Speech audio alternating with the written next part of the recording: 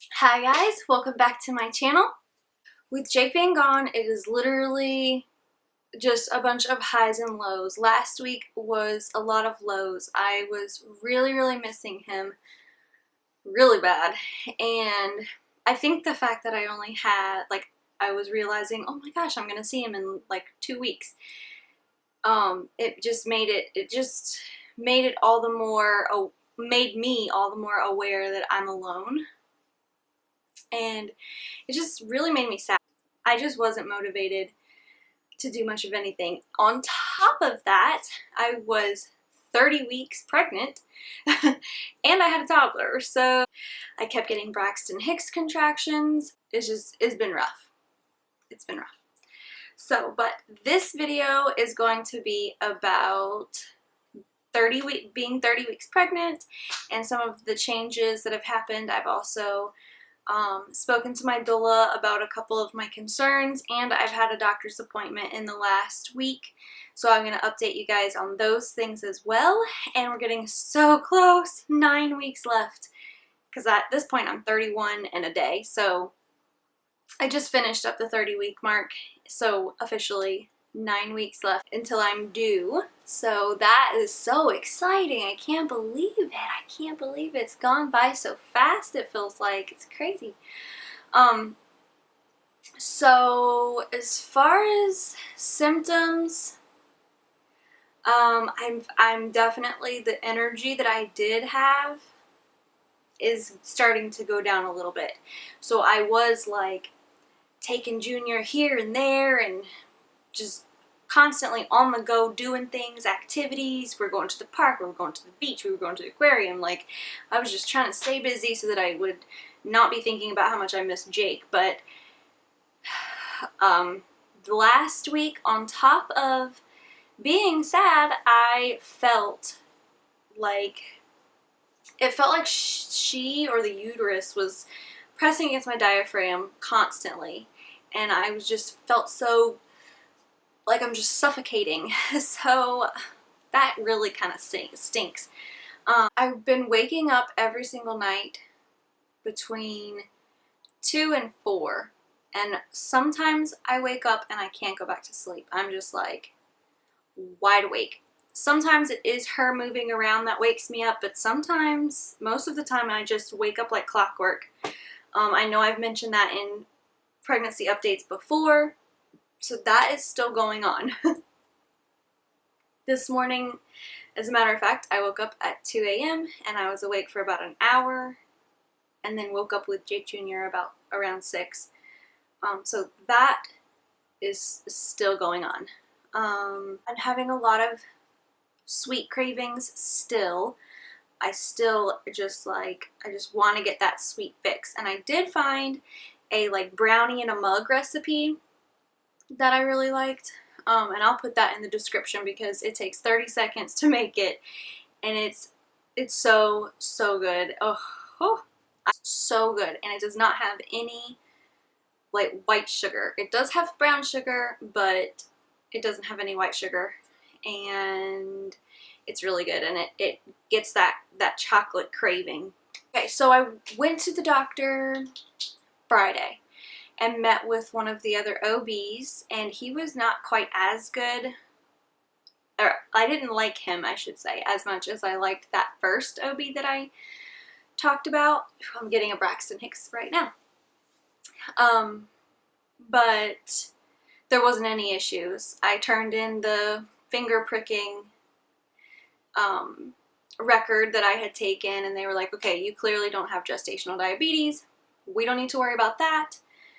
And I mean, it was just like, let's listen to the heartbeat. Sounds good. Let's take your measurements. 31. You're good to go.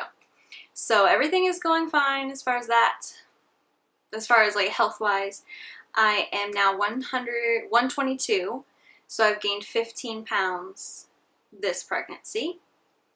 And interestingly, most of the weight that I will gain from now until the end, supposedly, this is what I read in one of my pregnancy apps, but that will be the baby's weight. So that's interesting to know. Again, I've talked about this in my last video, but with Jake Jr., I gained like 45 pounds, I think. Yeah. So this pregnancy, I'm definitely not gaining as much, but I'm not holding water like I was with Jake Jr. When I was pregnant with Jake Jr., everything was swollen from just the water retention. So right now I'm definitely pretty much all belly. Braxton Hicks contractions, I had them sporadically all the way up to this point, but in the past couple of days, they have really kicked up. And it could be because I've been going, and that could be my body saying, can we just stop for just a second? Because literally every time I moved, it felt like I would have one, and everything just tightens up, and it feels like it swells and tightens. And it's hard to move and work, like just do things through that. It doesn't hurt. It's just like, it's like trying to walk with a Charlie horse in your leg. A Charlie horse that doesn't hurt, but like your leg feels like it can't do anything. Like, God, this is uncomfortable. Like, God, this is uncomfortable. Like, God, this is uncomfortable. You know, so like, was it yesterday or the day before? I had like 15 of them in one day. And so I was like, okay, I'm gonna sit down, I'm gonna drink some water, because they say that, you know, the Braxton Hicks contractions, they don't do anything, like they're not going to put you in labor or anything like that, but to get relief from them, you can drink some water and kind of take it easy. So that's what I did. My doula, who is awesome, I asked her yesterday because I had been kind of thinking about, you know, Jake Jr. was a C-section because he was breached. He was found to be breached at 40 weeks. And the way that I look at it is, I feel like my OB office took advantage of my ignorance, because I had had a perfect pregnancy, and just because he was breached that day doesn't mean he was going to be breached when I went into labor. I know that now. At the time, I knew nothing about breech position. I knew nothing about it. So they said he's breached, and the doctor was like, you have no options, so we're going to schedule you a C-section. We can do it tomorrow. You know, and I have a whole birth video that I put up a while ago. If you're interested in that whole story, that's there.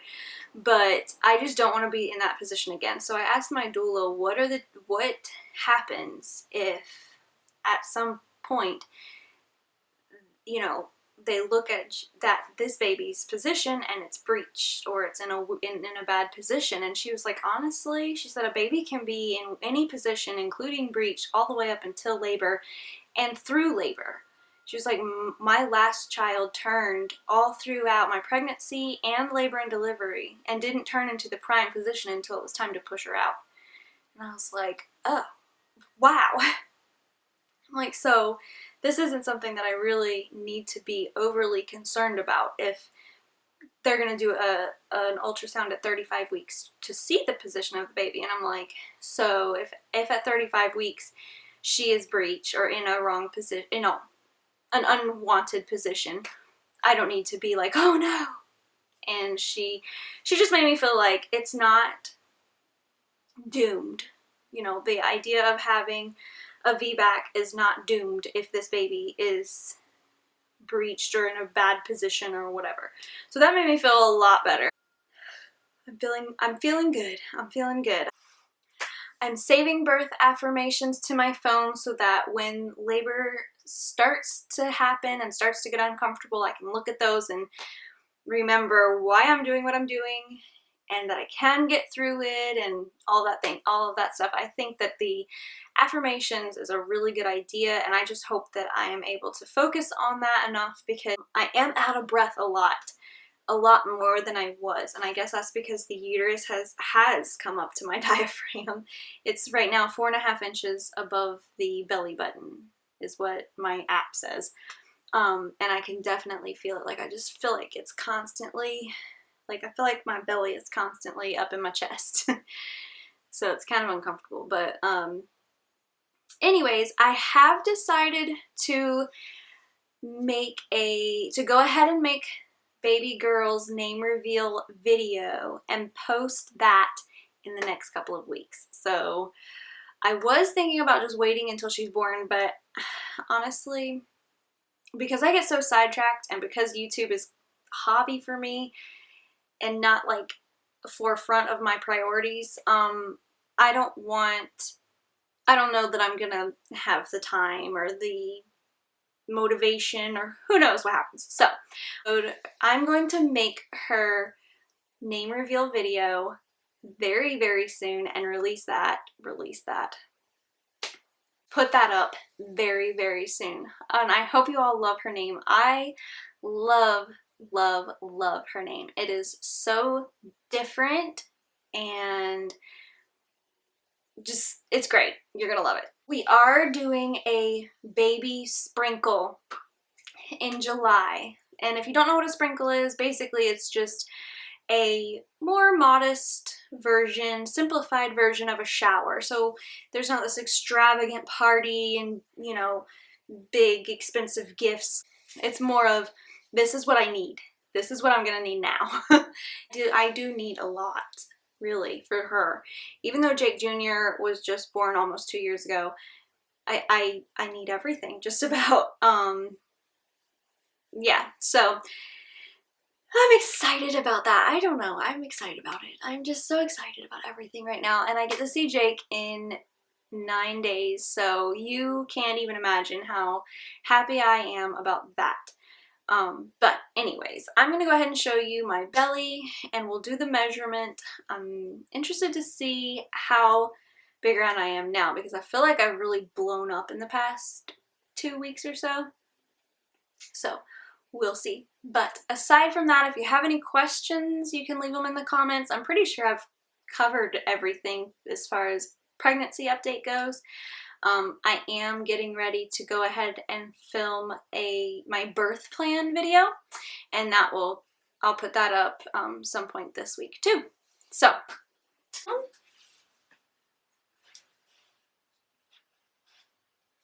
I feel like the whole thing has moved up. The whole thing. I feel like everything has kind of moved up where it was sitting a little bit lower. So maybe that's why I feel like she's sitting up in my chest. But okay, now we're gonna measure. Alright.